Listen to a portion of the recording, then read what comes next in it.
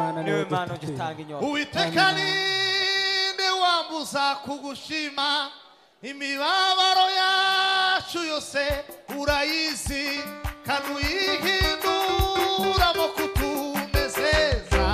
Utagushima ninde, utagushima Nuwe, utagushima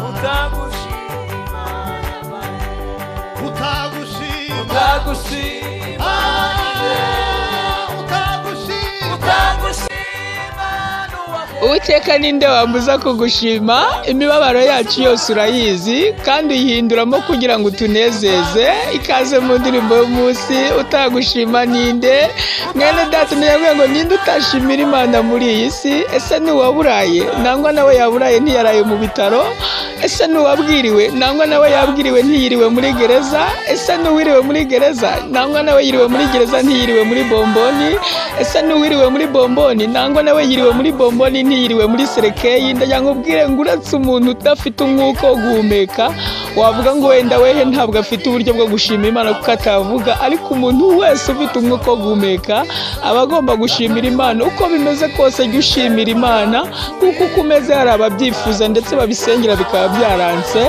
Muririmbyi yaravuze ngo kuba ugihumeka uri umunyamahirwe, Imana ufite irakomeye cyane.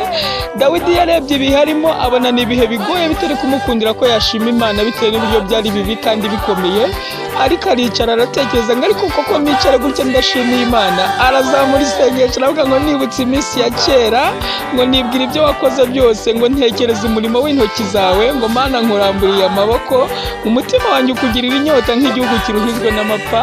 Njya kuvuga ngo nawe wibutse iminsi ya kera, ni ukuri waramburiye Imana amaboko ukayishimira, ayigejeje ikora yibwire ngo mbaye ngushimiye.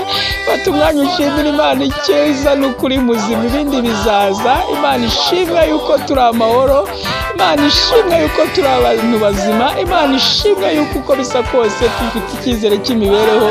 Yesu aguhe umugisha mu ishimwe ryawe. Amen.